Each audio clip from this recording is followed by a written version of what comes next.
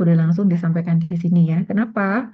Saya tidak melayani pribadi, kecuali memang itu kasus khusus ya. Tapi kalau misalkan hal-hal itu bisa jadi terjadi kemungkinan dilakukan juga oleh mahasiswa yang lain, maka lebih baik ditanyakan di sini sehingga yang lain juga bisa mengerti gitu ya. Jadi tidak ada mengulang kesalahan yang sama gitu ya. Nah, terkait dengan magang, pada dasarnya Anda harus ingat, ini yang sering kali ditanyakan sama mahasiswa. Yang saya tuh nggak paham kenapa kok bisa tanya begitu. Sebenarnya, magang itu adalah kegiatan individu, bukan kelompok, ya kan? Magang adalah kegiatan individu, gitu. Itu yang berlaku di S1. Ini magang di S1 ya. Bahkan nanti kalau Anda profesi, Anda melakukan PKP, PKP Anda itu apakah kelompok, individu kan? Tetap individu. Walaupun PKP-nya itu di tempat yang sama. PKP di RSUA, ada misalkan 30 orang, durasinya sama. Kemudian ditempatkan di IRNA, ada 10 orang di IRNA. Ada di UGD, misalkan ada 5 orang, 15 di mana lagi gitu. Itu bukan kelompok, tetap individu. Paham ya sampai sini ya. Kenapa?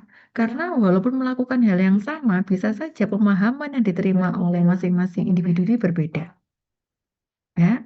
Jadi kalau kita ngomong magang, ya magang itu pasti aktivitas individu.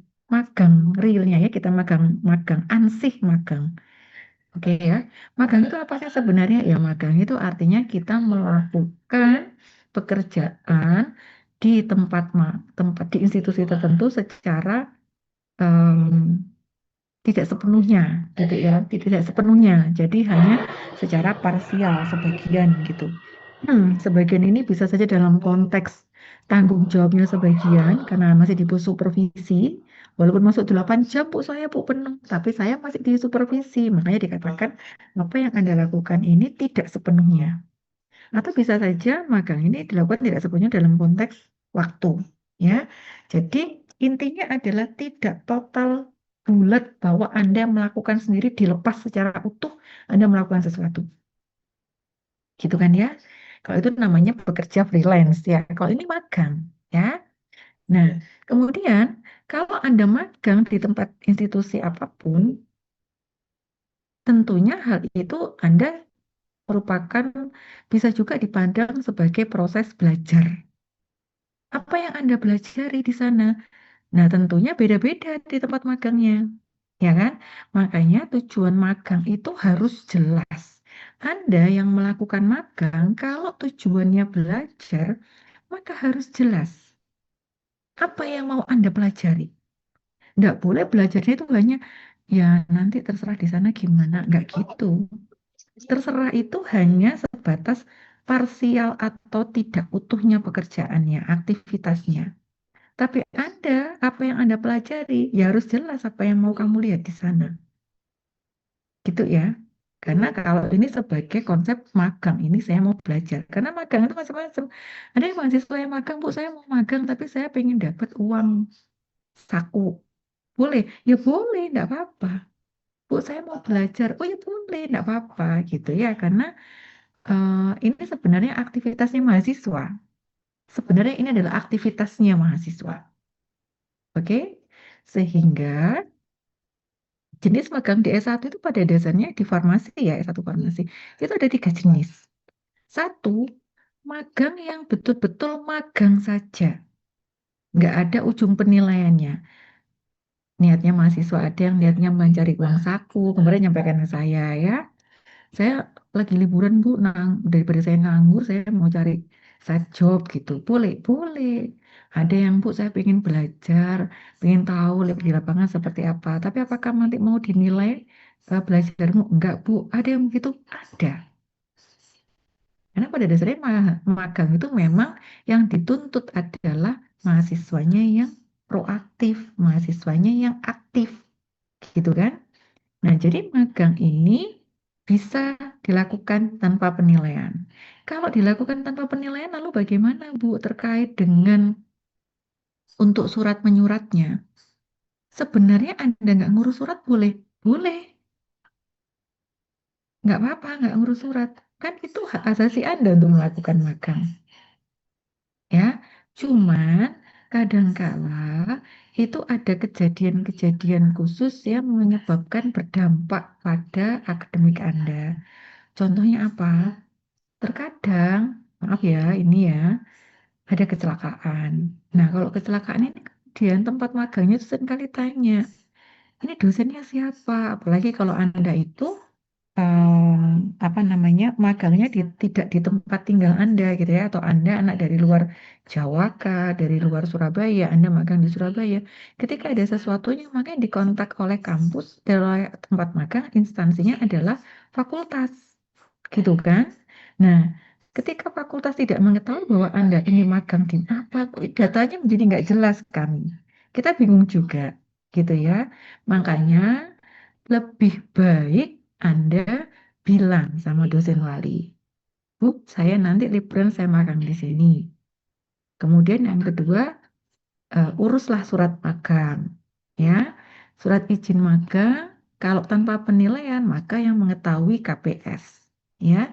Nggak perlu ada KRS, ya. Nanti Anda ngurus surat izin magangnya, sehingga diterbitkan surat izin magang ditandatangani oleh Wadik 1. Ya, ini adalah sebenarnya apa? Untuk menjaga jika terjadi ada sesuatu di Anda. Kadang-kadang ini mending ya nggak zamannya demo ya. Kalau zamannya demo kemudian pas Anda pulang magang lalu ada ditangkap, kemudian ditanya macam-macam, bisa dihakimi masa dan sebagainya. Padahal Anda lagi magang. Kalau Anda punya surat izin magang, itu bisa digunakan sebagai surat jalan. Clear ya sampai sini ya. Jadi itu fungsinya surat izin magang sebagai pengaman buat Anda bahwa saya ini diizinkan oleh fakultas, saya memang mahasiswa sini resmi gitu ya. Nah, tapi apakah boleh Bu saya nggak ngurus surat izin? Boleh. Bu Anila juga nggak tahu sebenarnya kan kalau Anda itu mau magang apa nggak magang kan kita nggak ada yang tahu karena magang sifatnya satu hak asasi Anda, yang kedua itu opsional. Ya kan, bukan sesuatu yang wajib Anda lakukan. Sehingga kami tidak tahu kecuali Anda report. Clear ya Ya, sampai ya. sini. Nah, kemudian yang lain adalah ada dua yang terkait dengan magang yang dengan penilaian. Nah, kalau untuk magang dengan penilaian ini dibagi menjadi dua. Yang satu adalah dengan penilaian yang besarnya kurang dari 6 SKS dan dengan penilaian yang besarnya lebih dari 6 SKS. Gitu. Kalau kurang dari 6 SKS, maka dia statusnya tidak dimasukkan sebagai MBKM.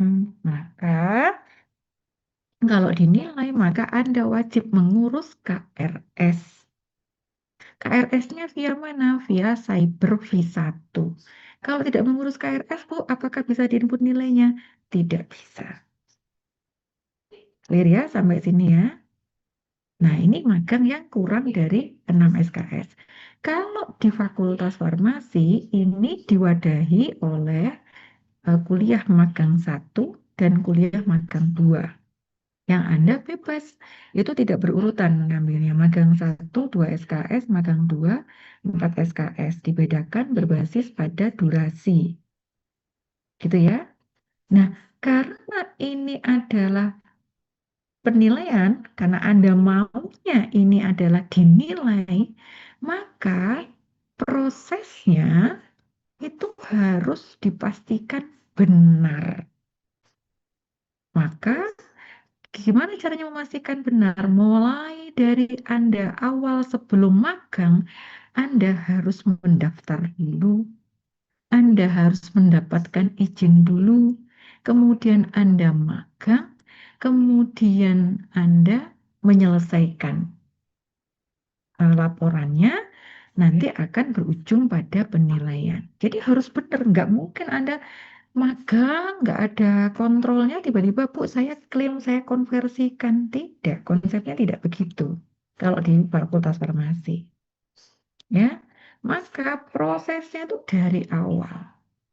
Nah, oleh karena ini perkuliahan, bagian dari KRS ya, masuk dalam bagian dari KRS, pasti harus diizinkan oleh dosen wali.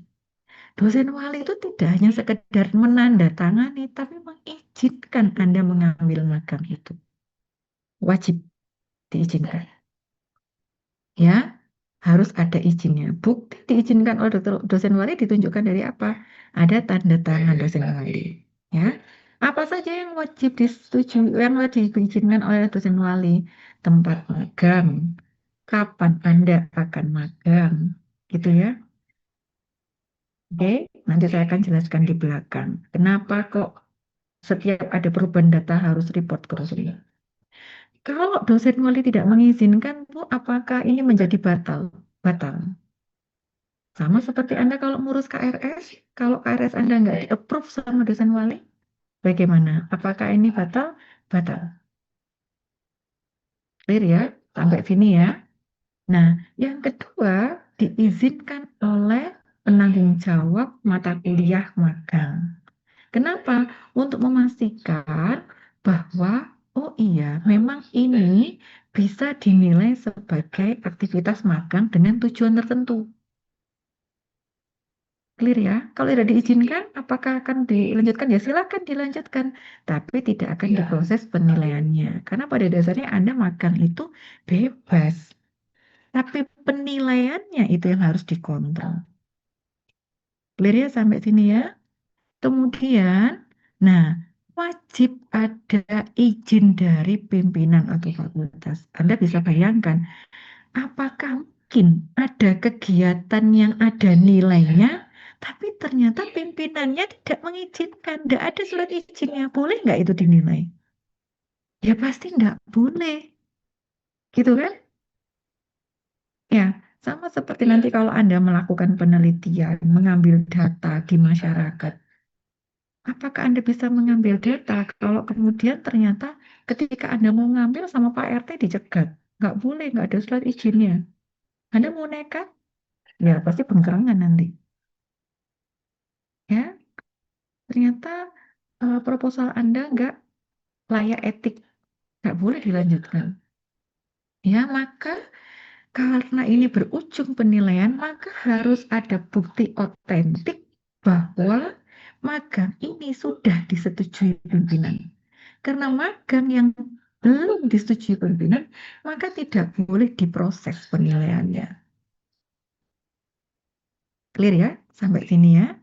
Nah, itu sifatnya wajib. Bisa di logika ya, masukkan dalam logika. Nah, bagaimana Bu dengan magang yang SKS-nya lebih dari 6 SKS? Kalau magangnya lebih dari 6 SKS, ini masuk dalam MBKM. Nah, KRS-nya melalui Cyber V2. Sistemnya bagaimana? Sistemnya adalah nanti ini akan dikelola oleh Pak KPS secara langsung. Maka di sini yang Anda butuhkan adalah izin dari dosen wali, kemudian diizinkan oleh KPS. Ya, sama nanti Pak KPS akan memverifikasi apakah ini layak disetarakan dengan 10 SKS, 20 SKS, apakah ini sesuai dengan tujuannya. Sama.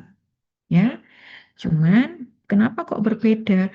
Karena penanggung jawab MK itu mata kuliah. Maka melekat pada mata kuliah magang. Tidak boleh penanggung jawab mata kuliah itu meng-ACC kegiatan yang kemudian dinilai untuk mata kuliah lain. Ya, itu namanya apa namanya? Overwenang ya, kelebihan wewenang. Tidak boleh.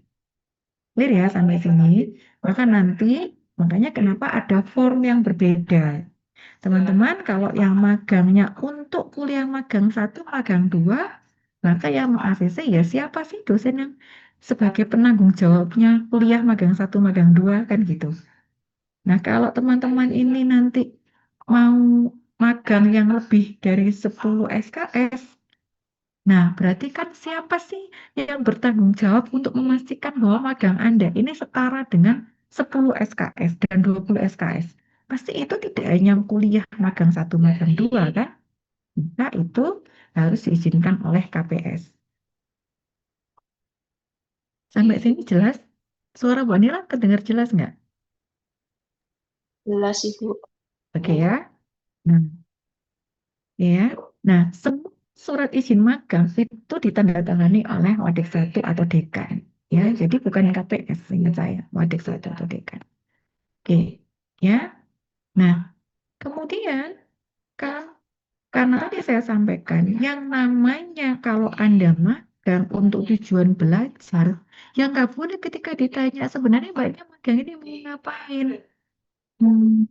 Ya, saya mau membantu pekerjaannya Bapak. Loh, itu berarti duduk untuk belajar. Itu namanya tujuannya untuk membantu, bukan untuk belajar. Ya kan? Ya, apa sih tujuannya kalau untuk belajar? Ya, ada 4 poin. Ya, ada 4 poin. Yang pertama, Anda belajar untuk melihat, memahami apa sih tanggung jawab dan juga tugas apoteker di tempat magang. Kenapa kok apoteker? Karena nanti Anda adalah calonnya apoteker. Sehingga harapannya sekarang ini sebagai kalau Anda magang di S1, Anda nggak kaget ketika Anda di profesi. Masih, oh ternyata kayak begini ya apoteker. Anda sudah melewati fase itu gitu harapannya.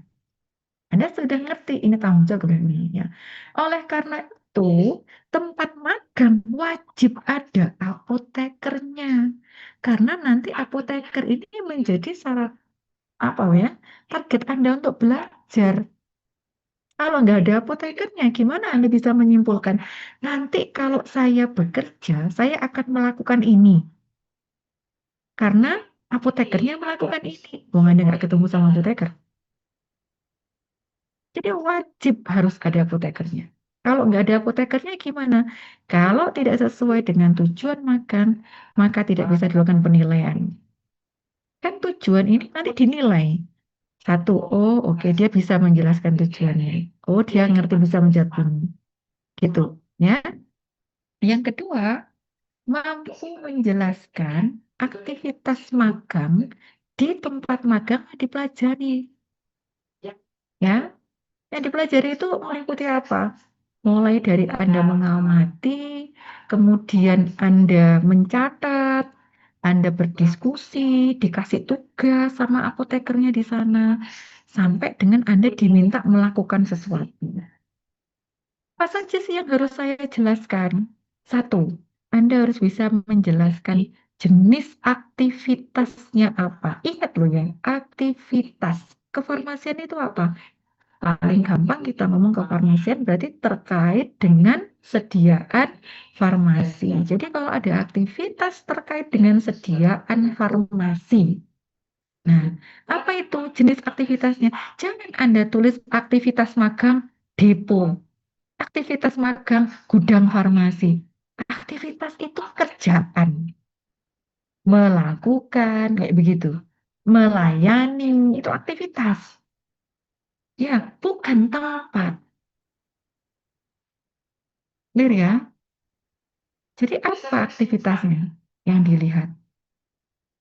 Mengelola obat di UGD itu misalkan. Ya, Anda belajar itu. Bu, tapi saya nggak semuanya yang saya pelajari tentang mengelola obat nggak apa-apa. Tapi termasuk kelompok mengelola obat di UGD. Yang Anda pelajari apa?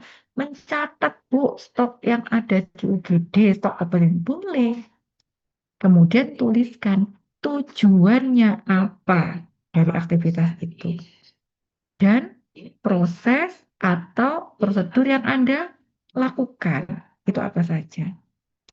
Kemudian yang berikutnya adalah kalau ada aktivitas pasti ada pedomannya.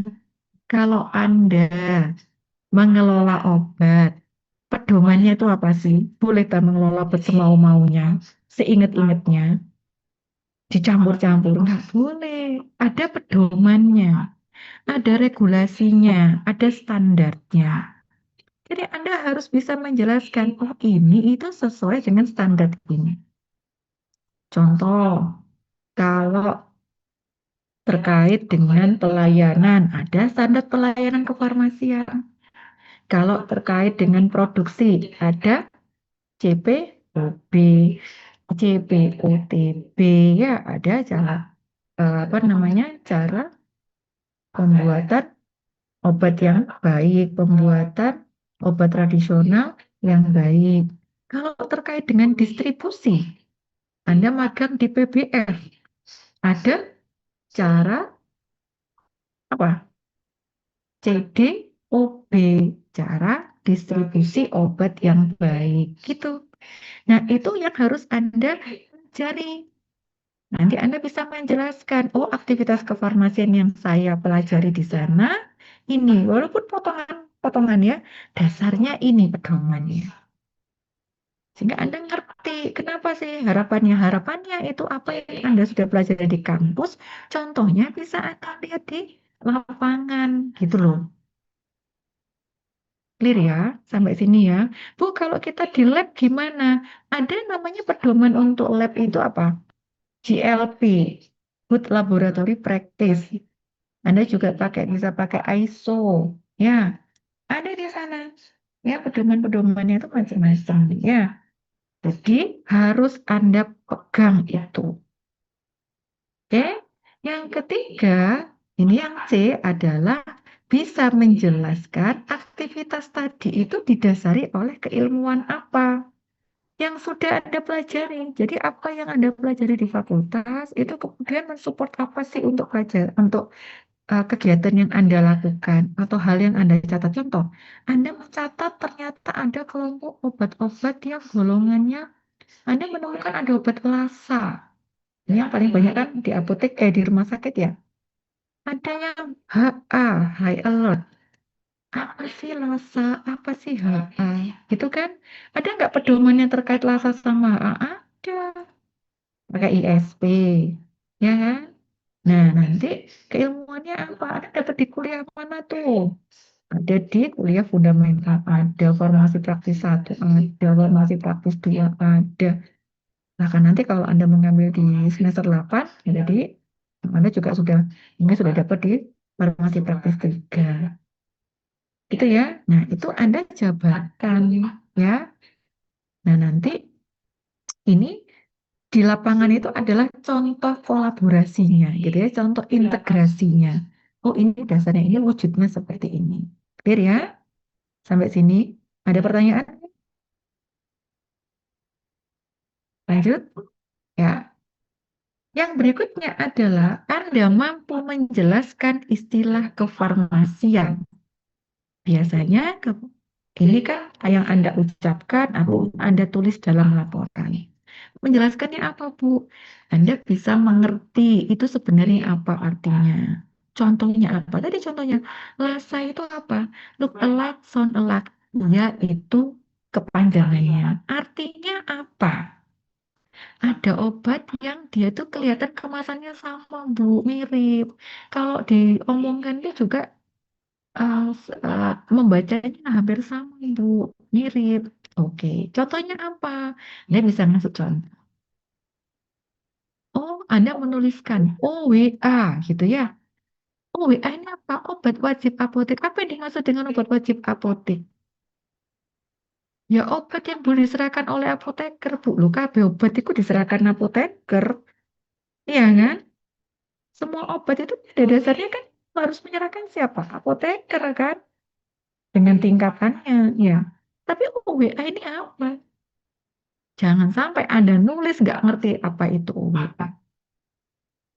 Ya, terus ini bagaimana Bu nanti tahunya saya memahami atau tidak memahami? Ini akan diverifikasi oleh dosen pembimbingnya. Makanya Anda itu nanti bisa melihat banyak contoh di lapangan. Oh, OWA itu ini tuh. Nggak ada obat yang ada logonya OWA, nggak ada. Mbak. Anda nggak nemu. Tapi ketika Anda di lapangan lihat, oh ada banyak contoh macamnya ya. Nah, Anda bisa tuliskan. Oh, ini yang contohnya OWA. Anda bisa mencantumkan Anda sendiri sebagai apa? Supaya nanti pada saat Anda profesi, Anda nggak kaget-kaget dengan sekian banyak obat. Anda nggak bingung lagi dengan OWA. Clear ya sampai sini ya. Kemarin saya tanya di mahasiswa saya. Ada alkes, ada BMHP, bahan medis habis pakai. Apa yang dimaksud dengan bahan medis habis pakai? Ya dia itu bukan obat, tapi bahan medis yang nanti itu habis dipakai. Nih alkes habis apa enggak? Ya habis juga. Terus apa bedanya? Clear ya? Nah, dengan Anda melihat contoh di lapangan, Anda itu ngerti, bisa membayangkan. Karena kalau kita misalkan saya ngomong kasa, oh ini apalagi apa namanya infuset, oh ini venflon, Anda nggak bisa membayangkan karena Anda nggak ngerti wujudnya. Ketika di lapangan, Anda bisa ngeliat, oh ini wujudnya. Clear ya, sampai sini ya. Di industri juga begitu. Apa bedanya QA dan QC? Kalau Anda di QA, Anda juga di QC. Apa sih bedanya QA sama QC? Sama-sama nih tentang quality. Satunya quality assurance. Satunya quality control. Apa bedanya? Nah, Anda bisa lihat, bisa ngasih contoh. Gitu. Ya. Nah, yang terakhir keempat adalah terkait dengan soft skill. Jadi intinya Anda bisa berinteraksi dan bisa bersikap profesional gitu ya sebagai calon apoteker. Nah, jadi ada empat ini. Empat ini ada di mana, Bu? Sebenarnya ada di modul. Makanya nanti mohon baca modul masing-masing. Rencananya mulai semester depan, berarti yang akan magang di bulan Desember, Januari, Februari, itu modulnya sudah akan terpisah-pisah, beda-beda sesuai dengan tempat magangnya. Ini sedang kami godok, sedang kami proses untuk modulnya. Clear ya, sampai sini ya. Jadi jangan sampai nanti apoteker di sana bingung, Anda juga nggak paham. Kenapa? Karena terjadi di semester yang sedang proses penilaian ini mahasiswa nggak ngerti apa yang dilakukan. Padahal modul itu sudah ada di grup, tapi tidak dibaca. Ya, dampaknya apa? Saya sampaikan ya sekarang. Dari nilai masuk ke saya, ini sudah ada sekitar 36, 36 nilai mahasiswa yang sudah ada nilainya per hari ini. Yang nilainya dari preseptor dari tempat magang itu A, itu nggak sampai 10. Sisanya itu ada nilai yang A, B, dan nilai B. Saya bisa memahami karena mungkin beliau dari awal tidak bisa berkomunikasi dengan Anda. Anda seolah-olah nggak ada dibekali apapun. Padahal kenapa kita ada WhatsApp group? Di situ semua informasi ada. Anda tinggal tanya kalau Anda bingung, Bu, saya pengen baca tentang ini di mana ya, Bu? Bu, ini maksudnya apa ya, Bu? Nah, semua dokumen terkait magang itu sudah saya unggah di G Drive kalau Anda mau baca. Makanya saya tidak ingin ini terulang karena nilai magang dari tempat magang di semester ini mengalami penurunan sangat besar. Yang lalu itu masih banyak yang A. Sekarang ini banyak yang A. Ini belum masuk ya yang 50 yang ini total anak mahasiswa magang kali ini kan 191 mahasiswa magang ya. Nah, baru masuk nilai sekitar 36-an itu seperti itu gambarannya. Oke? Nah, jadi saya tidak ingin nanti next di semester berikutnya ketika Anda magang, Anda hanya mengambil sisi praktisnya, gampangnya. Saya cuma seminggu 2 minggu udah dapat nilai, sudah dianggap setara dengan 2 SKS, atau saya 1 bulan aja saya repot-repot magang, saya sudah dianggap setara dengan 4 SKS, tapi ternyata nilainya jelek buat apa? Ya, ya. Nah, mulai semester depan, ya, magang. Nah, sekarang Bu Anila akan spesifik untuk menyampaikan terkait dengan kuliah magang satu atau magang dua ya. Mulai semester depan, magang satu atau magang dua itu hanya dibuka bagi mahasiswa yang melakukan magang di saat libur ini. Sampai dengan paling lambat dia melaksanakannya adalah di pertemuan di minggu kedua atau TM2 di semester nanti, di semester genap. Kenapa? Biasanya di TM3 itu KPRS ya. Jadi batasnya adalah sebelum KPRS harus sudah finish, sudah nggak ada lagi proses magang. Kalau masih ada proses magang yang itu, maka yang izin kami batalkan. Gitu ya. Jadi saya sampaikan dari awal ya. Oke. Kenapa kok seperti itu, Bu? Berarti sekarang magang yang part-time sudah tidak bisa, tidak bisa. Kenapa? Ya karena evaluasi dari pelaksanaan kemarin-kemarin. Bagaimana ketidakteraturan Anda, ketidaktertiban Anda dengan administrasi yang membuat rusak banyak hal.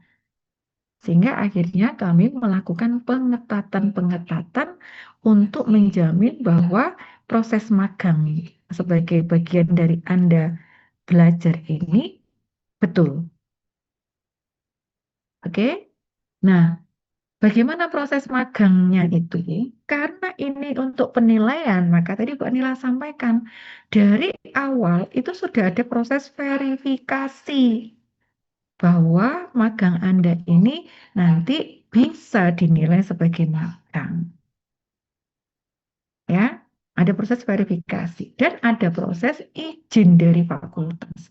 Kalau melewati proses verifikasi dan melewati proses izin dari fakultas, tapi tetap Anda melakukan magang, maka berarti Anda magangnya tidak sesuai prosedur atau improsedural. Jadi tidak bisa diproses sebagai penilaian. Gitu ya, karena kita tidak bisa menjamin prosesnya seperti apa. Oke. Nah, karena sekarang itu kemarin sebenarnya kan diwajibkan untuk diskusi magang itu idealnya adalah 3 kali. Sebelum magang untuk memberikan Anda pembekalan, pada saat magang, dan setelah magang untuk penyusunan laporan. Nah, pada saat sebelum magang dulu di semester sebelumnya sudah bisa terlaksana. Nah, yang semester kemarin itu tidak bisa terlaksana. Kenapa? Karena di semester kemarin, semester genap ya, semester gasal 2526 itu proses magang itu oleh pimpinan diminta untuk dimasukkan ke dalam rombel ya, rombel sehingga ada persyaratan-persyaratan khusus gitu untuk membentuk suatu rombel ya. Nah, kemudian juga apa namanya butuh ketertiban data bahwa harus mendaftar sudah mendaftar semua sehingga bisa diploting dosennya karena untuk setting rombel itu harus dengan ada dosennya kan gitu ya harus ada dosennya di rombel itu nggak bisa rombel disusun tanpa ada dosen yang mendampingi atau dosen yang membimbing atau dosen yang mengampu nggak bisa. Clear ya sampai sini. Nah, karena banyak yang terlambat untuk melakukan pendaftaran, banyak yang macam-macam ya prosesnya sehingga prosesnya terhambat. Itu yang terjadi kemarin ya. Nah, kemudian untuk next di semester depan itu tidak lagi seperti itu prosesnya ya. Untuk mengantisipasi keruwetan itu semua, maka semuanya harus dilakukan pada saat liburan. Oke? Nah, karena dilakukan pada saat ini ya, dan sebelumnya itu harus ada proses diskusi dengan pembimbing, maka idealnya adalah 1 atau 2 bulan sebelum rencana magang, Anda kan sudah setting tuh, oh saya mau magang bulan Januari, maka seyogianya paling lambat Desember Anda sudah mengurus proses perizinan. Kapan dikatakan dia diizinkan? Izin itu sebenarnya ada 2. Izin diizinkan oleh fakultas dan yang kedua, izinnya itu adalah ditunjukkan oleh kesediaan apoteker untuk membimbing. Clear ya sampai sini ya. Nah, izin dari fakultas itu ada 2 juga yang mengizinkan. Siapa? Dosen walinya mengizinkan dan PJMK juga mengizinkan. Ya. Ada persyaratan-persyaratan terkait dengan tempat magang. Tidak boleh ada konflik kepentingan. Anda harus mencari sendiri. Itu ada di modus ini. Nah ya, sampai sini ya. Jadi 1 sampai 2 bulan ini harus mengirim surat izin magang dari Wadik 1 dan Anda juga sudah harus mulai mengurus diterima di tempat magang yang mana. Clear ya sampai sini ya. Jadi kalau misalkan apoteker nggak bersedia, Bu, ya carilah tempat lain yang ada apoteker yang bersedia. Kalau ini sudah selesai, mohon izin ya, azan ya. Saya break dulu sebentar ya. Saya ambil dulu ya, sama kamu azan.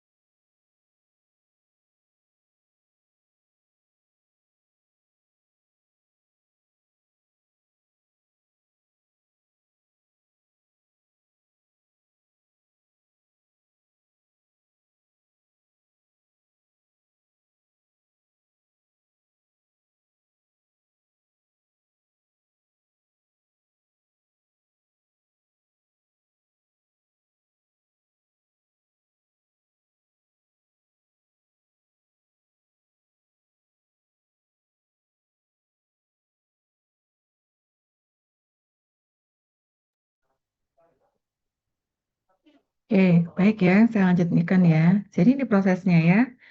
Jadi kemudian lanjut ya. Kemudian lanjut setelah semuanya fix, Anda sudah punya surat izin dari fakultas. Ini bisa begini ya, nggak harus sampai surat izinnya selesai. Yang penting Anda sudah mendapatkan izin dari dosen, kemudian Anda sudah diverifikasi oleh PJMK, kemudian Anda sudah ada surat apa keterangan gitu ya dari apoteker, maka kemudian Anda bisa 2 minggu sebelum magang Anda bisa mendaftar ke PJMK sambil menunggu, tapi bukan berarti surat izin dari fakultas tidak diproses, tetap harus diproses. Cuman kan karena ada antrian, jadi boleh nanti surat izin yang sudah dikeluarkan fakultas itu diserahkan menyusul sebelum Anda melakukan magang. Paham ya? Jadi sebelum Anda berangkat magang, itu sudah punya izin dari fakultas. Nah, itu surat izinnya itu bisa diserahkan ke PJMK menyusul. Ya, jadi ini tidak dari awal karena biasanya masih ada proses antri. Ya, bagaimana caranya mendaftar ke PJMK magang? Kenapa sih kok Anda harus mendaftar ke PJMK magang? Karena satu, PJMK magang itu harus tahu siapa saja pesertanya. Sementara proses KRS belum ada. Sehingga siapa yang akan melakukan magang untuk dinilai ini? Kan nggak tahu, ya kan? Kalau data dari akademik yang ada adalah mahasiswa yang mengurus izin untuk melakukan magang. Apakah izin melakukan magang ini pasti untuk dinilai? Tidak kan? Ada yang tidak untuk dinilai. Yang untuk dinilai pun ada yang akan dinilai untuk dinilai di kurang dari 6 SKS, ada yang dinilai lebih dari 6 SKS, 10 SKS ke atas. Itu dengan mekanisme nanti yang berbeda. Makanya supaya PJMK itu bisa tahu siapa saja mahasiswa yang magang, kemudian bisa melakukan plotting dosen pembimbing Anda, harus segera mendaftar. Ya, di sana Anda juga akan menyebutkan Anda magangnya di mana. Kenapa? Karena pembimbing magang itu dosennya akan dipilihkan sesuai dengan bidang. Bu Anila, nggak mungkin saya membimbing yang industri. Ya kan? Saya tahu tentang konsep industrinya ya. Tapi updatingnya, alat-alat yang berat-berat begitu ya, alat-alat canggih, Bu Anila nggak tahu. Gitu kan? Sehingga kalau saya akan meluruskan Anda, ya sulit buat saya. Makanya itu lebih baik dibimbing oleh sesuai bidangnya.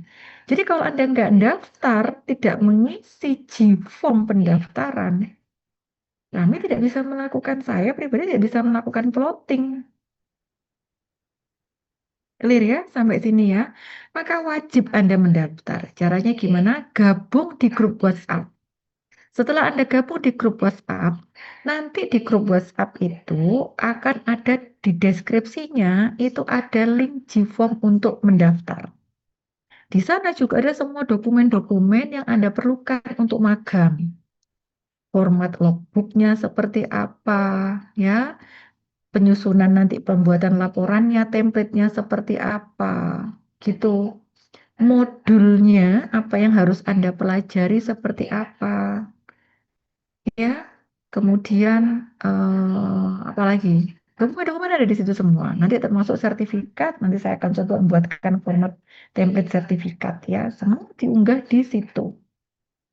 Di dokumen magang. Nah, dokumen itu bisa diakses bagi yang memang bergabung di grup WhatsApp. Dan nanti komunikasi untuk peserta kuliah magang 1, magang 2 tidak akan saya lakukan secara individu, kecuali memang kasusnya spesifik kasus khusus. Jadi silakan pertanyaan, ajukan di grup magang itu. Kenapa? Nggak usah malu, karena bisa jadi temannya juga mengalami itu. Bu, saya sakit selama magang, tuh saya harus bagaimana? Nah, peserta magang yang lain itu loh ya juga bisa jadi sakit toh. Ya, maka silakan diutarakan, kecuali kalau ada sesuatu yang sifatnya sara atau ada sesuatu yang sifatnya nanti membuat Anda malu, boleh Anda japri saya. Tapi kalau dia itu bisa terjadi di semua peserta magang, ya sampaikan di grup magang. Ya, makanya saya mohon maaf kadang-kadang beberapa peserta yang menjapri tidak saya jawab. Ya, kadang saya cuma komen cek modul, cek grup gitu. Oke ya. Nah, ini akan dilakukan oleh PJMK. Nah, kali ini PJMK-nya Bu Anila ya. Jadi Anda wajib ini, kemudian setelah mendapatkan data dari G-Form ini, maka saya akan memploting dosen, kemudian mengurus surat tugas.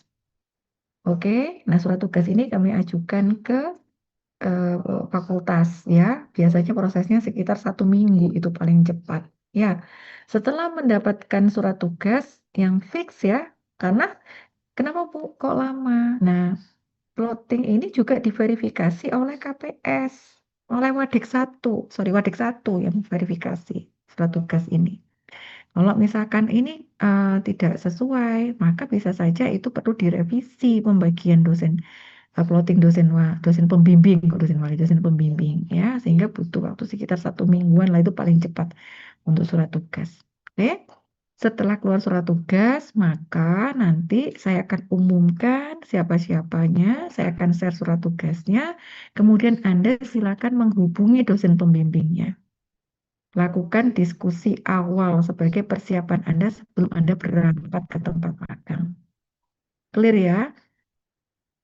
Oke, jadi mohon untuk teman-teman ini ada nih yang magang tanggal 22, tapi mungkin ada yang belum mendaftar di situ, belum mengisi G-form-nya, maka mohon segera mengisi. Kalau tidak, maka Anda tidak melakukan proses diskusi dengan dosen pembimbing ya di awal, sehingga nanti bisa saja itu berdampak pada pengurangan penilaian ya, karena dosen pembimbing itu akan menilai Anda mulai dari tahap di sini ya, di persiapan sampai dengan terakhir.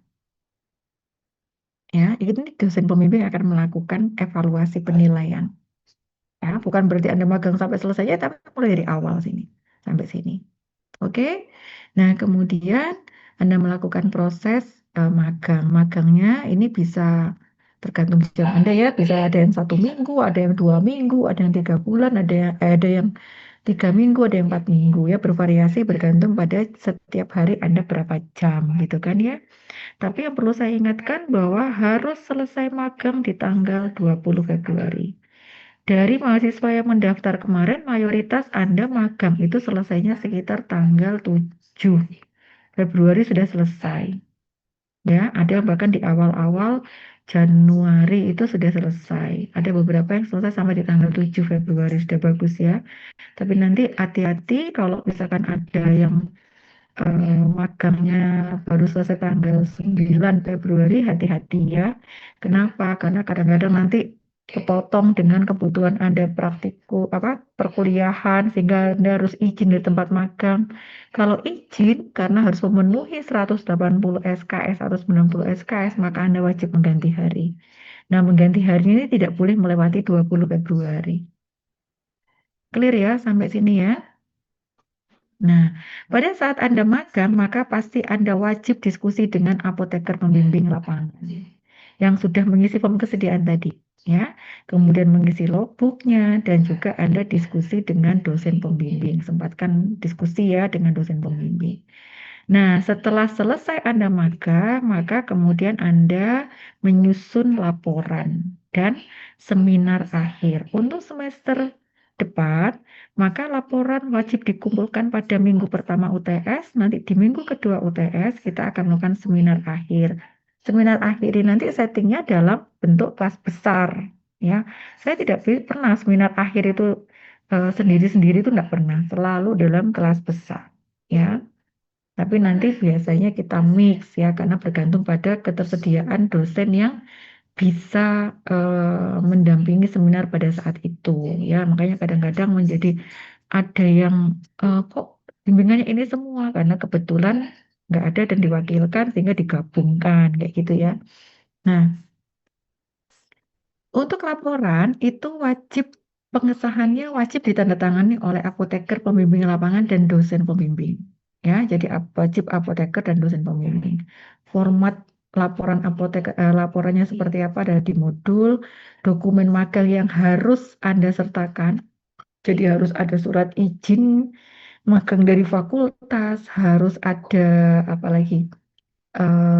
Surat keterangan penyelesaian magang dari tempat magang, atau nanti bisa diganti dengan sertifikat. Nanti saya buatkan template sertifikatnya, kemudian izin dari dosen wali, kemudian logbook, semuanya di kesediaan nanti juga ditambahnya ada surat kesediaan apoteker, semuanya dilampirkan di eh, laporan tersebut, gitu ya.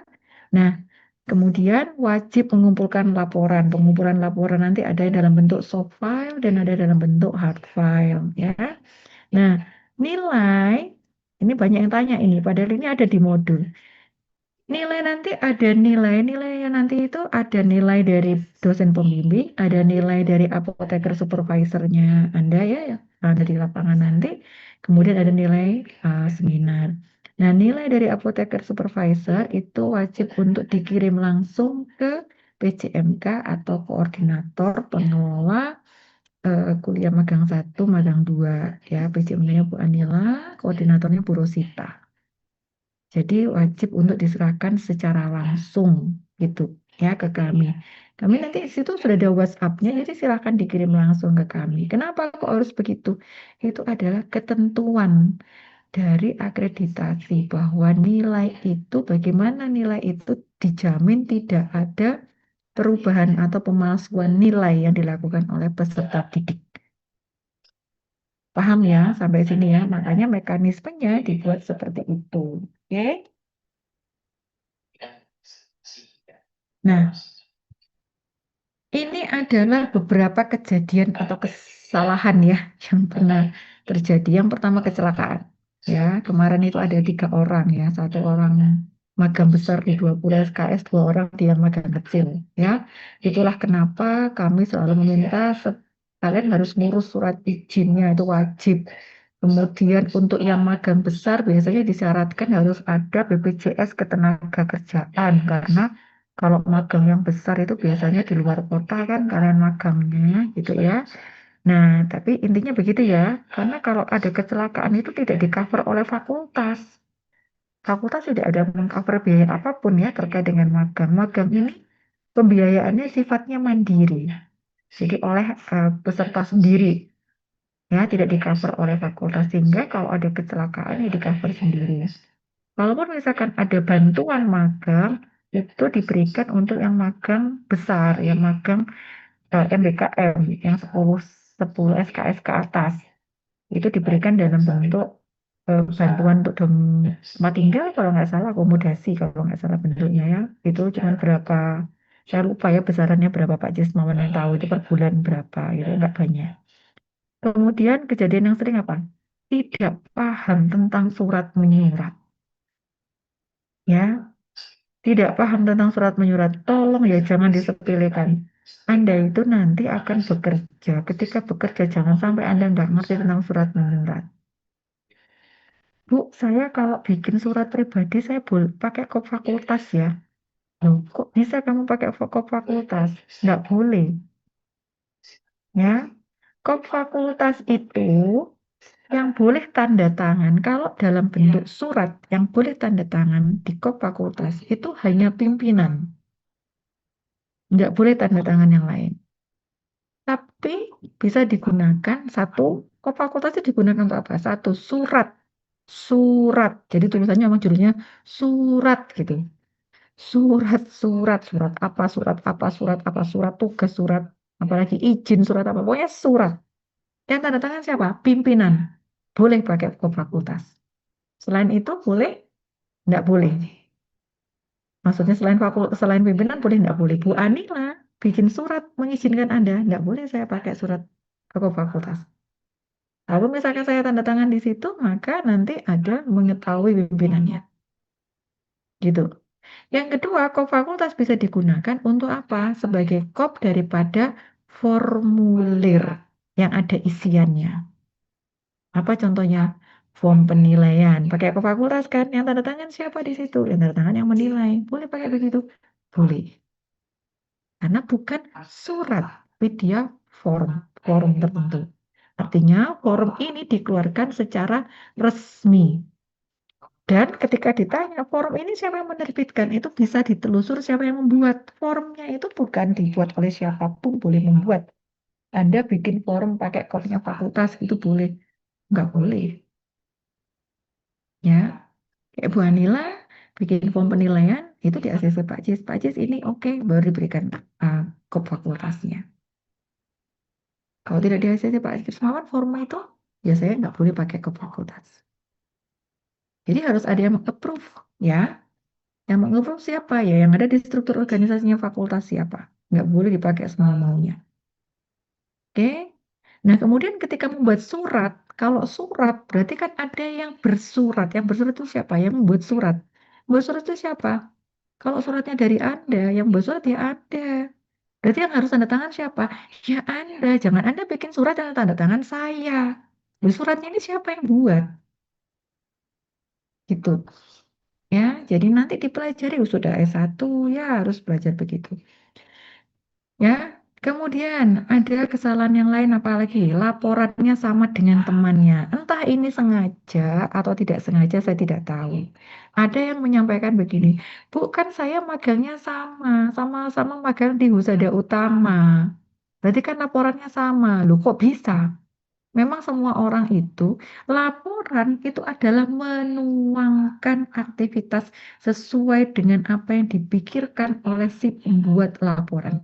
Apakah mikirnya sama? Apalagi ini dinilai. Nilainya kelompok apa individu? Pertanyaan saya. Nilainya individu kan? Magang Anda itu magang individu, bukan magang kelompok. Jadi laporannya ya harus individu. Jangan ada lagi pertanyaan apakah laporannya boleh sama. Kalau poin-poin yang dilaporkan karena kegiatannya sama, boleh poin-poinnya. Tapi cara Anda menuangkan itu kan jadi penilaian. Apakah kalau Anda sama-sama magang di RSUA, kemudian semuanya pasti tahu bedanya Alkes dan BMHP itu apa? Gak semuanya sama-sama tahu loh.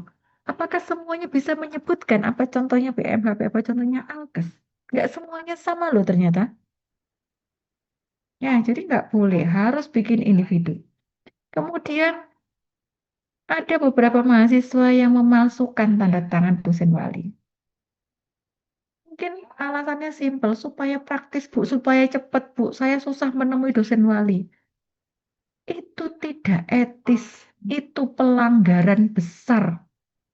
Ya, bahkan kalau tanda tangan pemalsuan itu terjadi sampai keluar lintas institusi, misalkan ada tanda tangan, menandatangan pemalsu, misal pemalsu tanda tangan saya, dokumen tanda tangan saya yang Anda palsukan itu nyampe di apotek misalkan.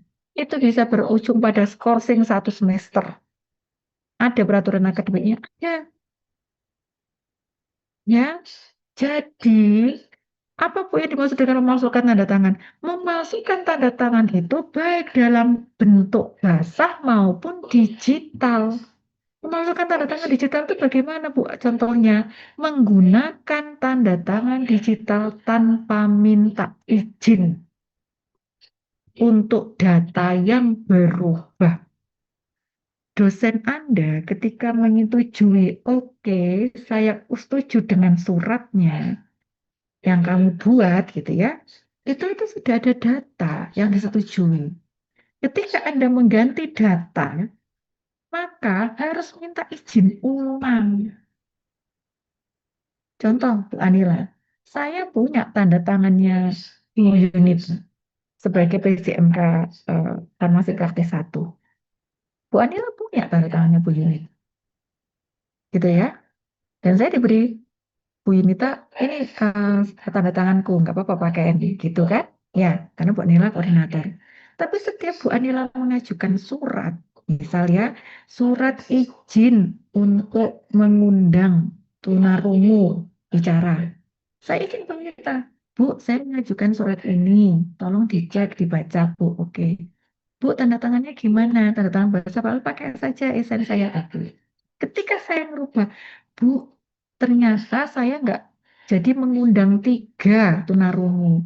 Saya hanya mengundang 2 tunarungu saja, Bu. Suratnya saya ganti. Saya cuma ganti yang ketiga kedua. Saya menyampaikan ke Bu Yunita. Bagaimana, Bu? Oh ya udah nggak apa-apa. Ya udah Bu Yunita mohon izin ya Bu. Saya pakai tanda tangannya lagi. Atau saya harus menghadap untuk ditandatangan basah. Oh nggak usah pakai tanda tangan itu aja. Oke. Jadi harus minta izin. Kembalikan ke diri Anda sendiri. Ya, kalau Anda nanti jadi eh, istilahnya ya bekerja kayak begitu kan Anda juga pasti nggak mau tanda tangan Anda dipakai untuk semuanya yang Anda tidak tahu. Oke? Ya.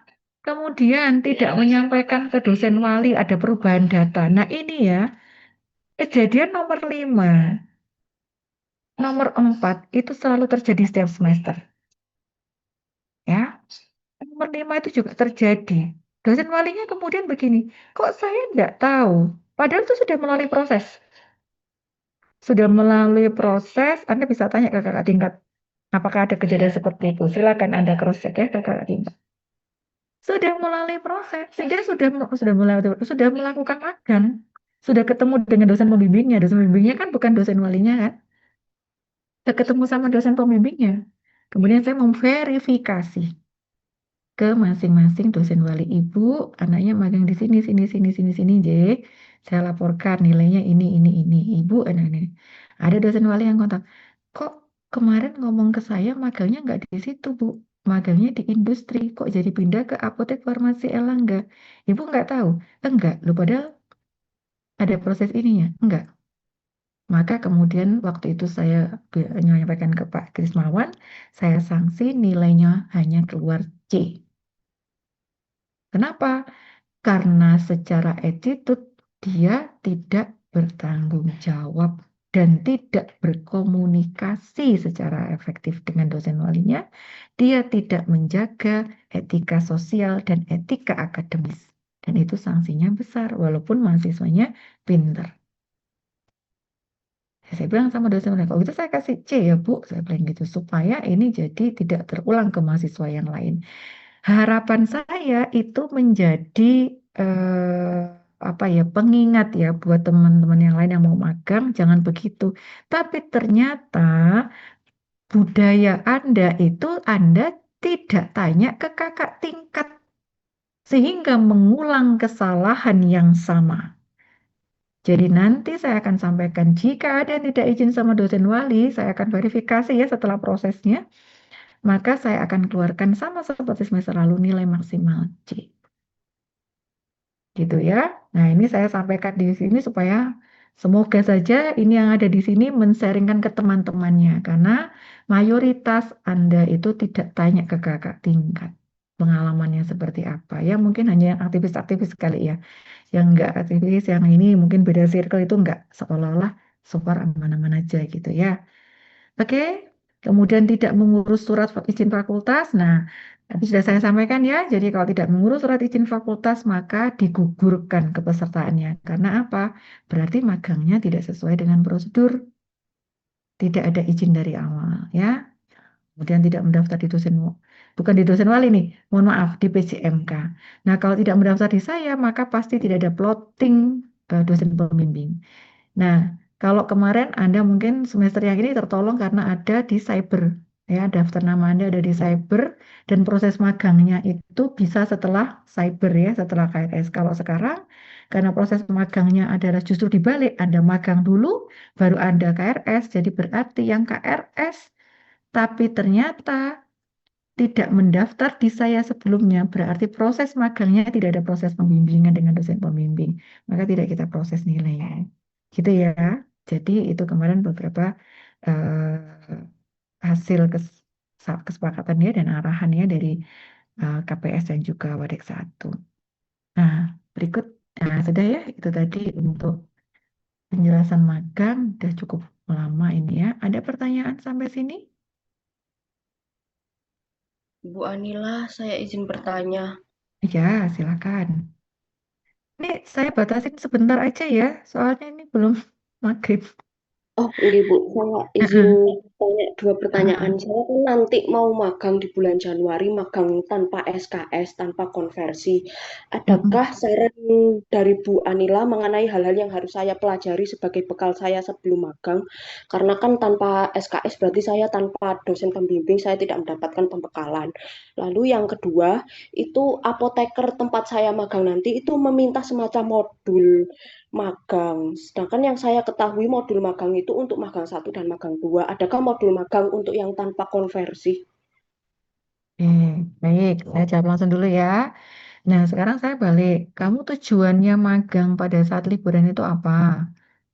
Ini los aja ya, nggak usah malu ya, karena wajar, oh, sah-sah aja kok gitu ya. Ini wajar magang tanpa penilaian kan? Tujuannya apa? Saya ingin belajar, Ibu. Saya belum pernah magang di apotek. Saya dulu hanya pernah magang di industri. Saya tidak tahu Oke, bagaimana di apotek. oke, baik. Berarti kalau nanti Anda mau belajar, ada modulnya nanti, modul magang di apotek. Ya, ini sedang kita garap modulnya nanti sesuai dengan tempat magang. Jadi beda-beda nanti modulnya. Tapi secara garis besar, tujuan Anda magang itu seperti yang saya sampaikan tadi.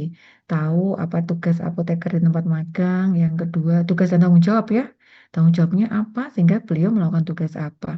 Kemudian tahu aktivitasnya, kemudian istilah-istilah kefarmasian yang ada di sana seperti apa, yang Anda istilahnya terpapar dengan Anda itu apa saja, definisinya, contohnya lihat di lapangan. Nah, itu dituliskan di dalam laporan gitu ya. Jadi intinya kalau untuk Anda yang magang tidak ada penilaian, maka tidak ada keharusan. Tapi sangat baik sekali ketika Anda memikirkan bahwa terus saya nanti belajarnya lah bingung Bu, saya mau belajar apa? Boleh pakai modul. Modul kita itu bebas, Mbak. Boleh dipakai untuk yang tidak memprogram nilai pun boleh dipakai. Gitu ya Amelia ya. Nanti Amelia bisa kontak sama Bu Anila. Ya Bu, saya magang tambahan tapi saya mau minta modulnya Bu gitu. Baik, Clear Bu. sampai sini Amelia? Clear. Apa-apa saja yang nanti akan dipelajari ada di modul situ, namanya di capaian pembelajaran ya. Saya mungkin share sebagai contoh saja ya. Ini Amelia ini angkatan berapa? Imelia, Ibu, angkatan Oh ya sorry. 2024, semester 3. Oh oke masih baru ya. Oke sebentar, saya share screen aja sebentar, sebentar aja. Eh, Mana ini ya? Nah, di semester yang saat ini ya, bukan semester depan. Ini Anda bisa lihat nggak modul ini ya? Ini sebenarnya Lihat, kita lihat. punya. Oke ya, kita punya nih modul.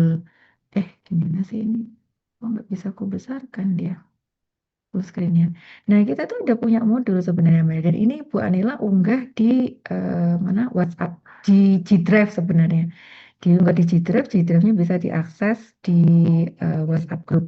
Jadi kalau misalkan untuk teman-teman yang magangnya itu tidak tidak masuk dalam grup WhatsApp, boleh minta secara pribadi ke saya ya. Ini sebagai contoh. Jadi kita sudah punya modul magang. Modul magang ini untuk siapa? Untuk dosen pembimbing, untuk pembimbing lapangan, untuk mahasiswa. Ini isinya. Nah, ini daftar isinya. Ada tadi tujuan pembelajarannya, ada waktu kapan pelaksanaannya, evaluasinya seperti apa. Ini kalau saya secara cepat ya. Makanya ini ya tujuan pembelajaran tadi. Yang dipelajari apa saja? Ya ini yang dipelajari. Oke, tujuannya ini. Hmm. Namun secara umum ya, ini waktunya, prosesnya yang dilakukan di sana apa saja. Ya, ini ada. Penilaiannya meliputi yang pembimbing lapangan menilai apa, yang dosen menilai apa ada di sini. Syarat pesertanya harus seperti apa, siapa dosennya, tempat magangnya boleh di mana dan syarat tempat magang seperti apa. Prosedurnya urutannya untuk melakukan nanti proses perizinannya sampai mendaftarkan ke PJMK sampai dengan pengumpulan laporan, presentasi akhir dan input nilai yang ada di sini. Ini tata tertib. Nah, ini ya. Selain ini juga ada laporan. Jadi ada contoh surat-surat keterangan ya kalau misalkan ini. Nah, ini sebagai contoh. Ya, nanti akan ada modul seperti ini email ya. Jadi email ya nggak usah khawatir ya. Baik, Ibu. Oke, ada lagi yang Terima lain? kasih. Yang ada pertanyaan yang lain? Tadi Saya kayaknya mau ada izin yang dulu, Mbak. pesan. Iya, silakan. Jadi kami itu rencananya di bulan, kami rencana itu akan magang Bu di ITD di sekitar pertengahan Januari dan rencana awalnya itu sampai TM sebelum UTS, Bu, sekitar bulan April.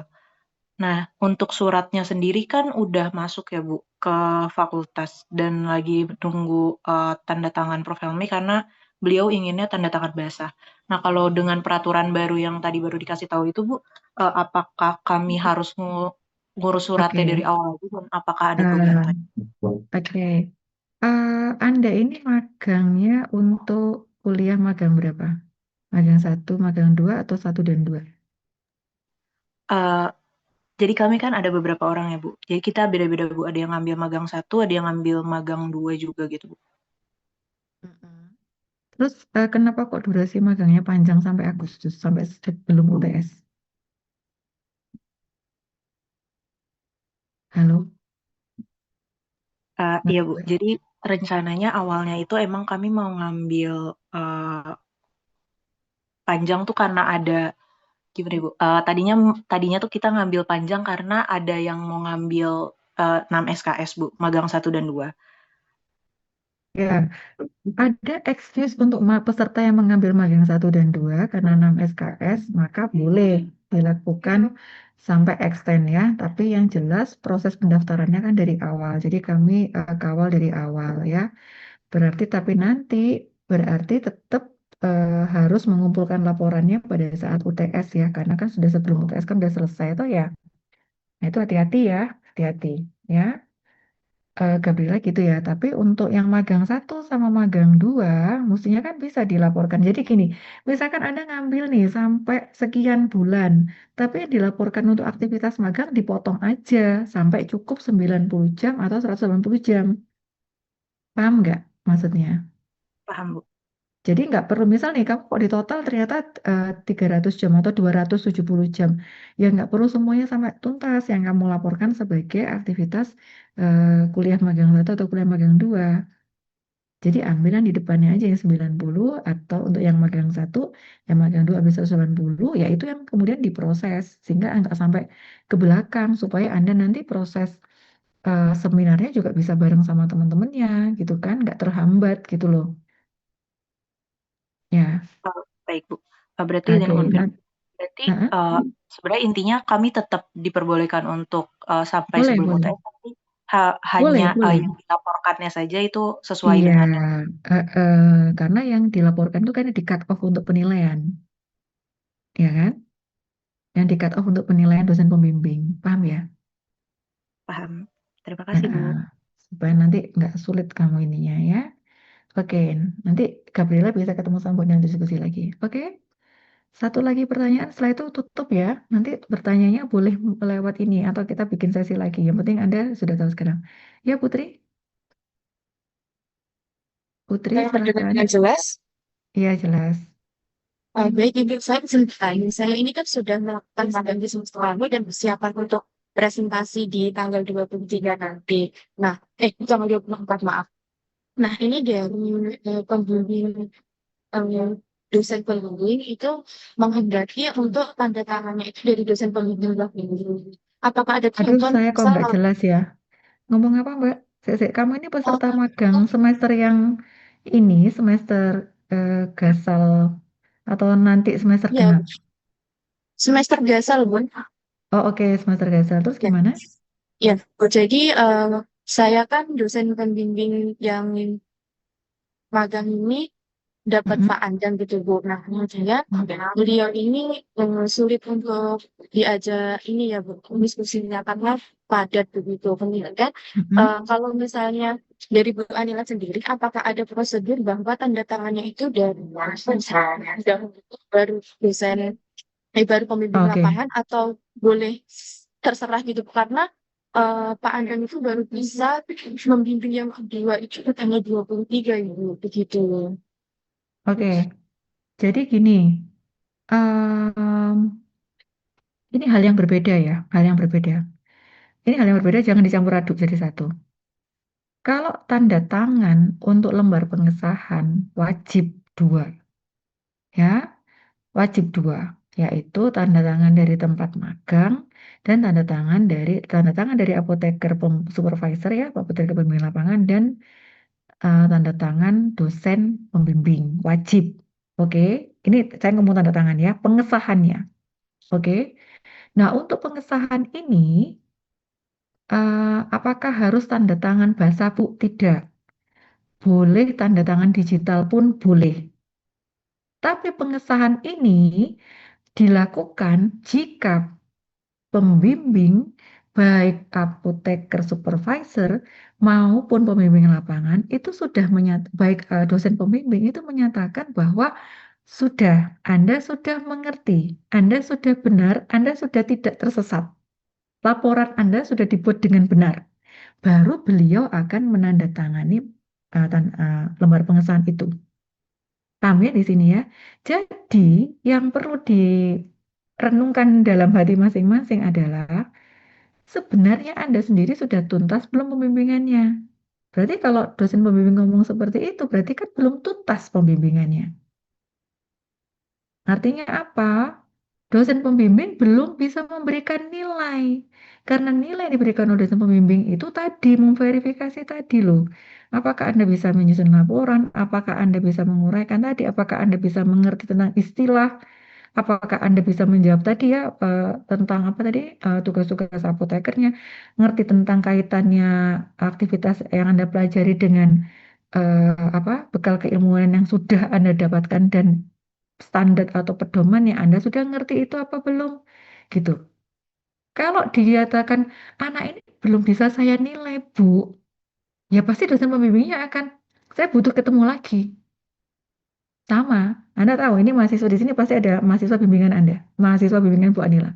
Mahasiswa bimbingan Bu Anila di sini sudah bimbingan berapa kali sama Bu Anila? 2 kali. Dan akan yang ketiga kan, Senin besok. Untuk saya tanda tangan dan saya cek sekali lagi naskahnya dan juga eh, apa namanya PowerPoint-nya. Itu juga belum tuntas. Artinya apa? Kalau misalkan nanti sudah final di bimbingan Bu Anila ya, ini saya cerita bimbingan saya, ya oke saya akan tanda tangan. Tapi ternyata kalau dia masih belum beres di situ, ya saya tidak akan melepaskan. Mohon bisa dipahami. Oke, Baik, jadi Ibu. gitu ya. Jadi kalau misalkan terkait dengan tanda tangan, apakah boleh sign Bu digital? Boleh. Tapi apakah proses pembimbingannya sudah selesai Bu? Nah itu tergantung dosen pembimbingnya masing-masing. Karena kan setiap mahasiswa beda ya, setiap mahasiswa beda. Nah, Bu Anila berencana nanti akan mengextend waktu pengumpulan karena beberapa dosen melaporkan bahwa proses pembimbingan belum selesai. Jadi proses nanti untuk pengumpulan laporan magang ini akan Bu Anila extend. Gitu ya. Tapi memang saya belum umumkan di grup. Saya menunggu sesi ini dulu, apa briefing sama kalian, baru nanti besok saya akan umumkan di grup terkait dengan extendednya ini. Hanya mengextend untuk penyelesaian laporan, tidak mengextend untuk ada surat izin-izin yang harus diselesaikan dari awal, tidak. Ya, karena surat izin itu kan ada tanggalnya ya. Berarti ada tanggalnya ya. Tanggalnya itu kapan diproses surat itu kan bisa dilihat ya. Sampai sini clear ya. Dan nanti untuk seminar itu di reschedule ya, karena tanggal 24 itu ternyata ada ujian sidang profesi, jadi tidak mungkin untuk dilakukan di tanggal 24. Insya Allah kemungkinan besar akan di Januari, karena setelah itu kan pemerintah sudah mengumumkan ada libur ya, tanggal 29 sampai tanggal panjang itu kan, libur panjang. Jadi ya kemungkinan besar akan ada di atas tanggal 5 atau 6 Januari untuk seminarnya ya. Untuk laporan makanya nanti saya akan coba cari tanggalnya itu kapan ya untuk deadline-nya. Clear ya sampai sini ya. Jadi untuk yang belum selesai pembimbingan, silakan pembimbingan, jangan sampai nanti nilai dari dosen pembimbingnya ikut jelek sama seperti rata-rata nilai dari tempat magang yang sudah masuk ke saya. Oke. Harapan saya itu nilai dari dosen Ibu, pembimbingnya itu ya harapan buat nilai itu nilai dari dosen pembimbingnya itu bisa mengangkat nilai Anda gitu loh supaya nanti keluarnya itu bisa harapan saya ya harapan saya gitu. Oke, ada lagi? Clear ya? Sudah ya? Ini sudah setengah 7 saya belum slot. Kita akhiri ya. Nanti kalau ada pertanyaan lagi kita bisa buka sesi lagi. Silakan nanti ngomong aja sama komtingnya kalau misalkan butuh diskusi lagi besar. Kalau diskusi gini kan enak. Anda tahu jawabannya semua, dengerin semua gitu kan jawabannya. Jadi ngerti apa harus gimana, nggak harus satu persatu ya. Oke ya, saya nitip untuk komtang-komtangnya ya.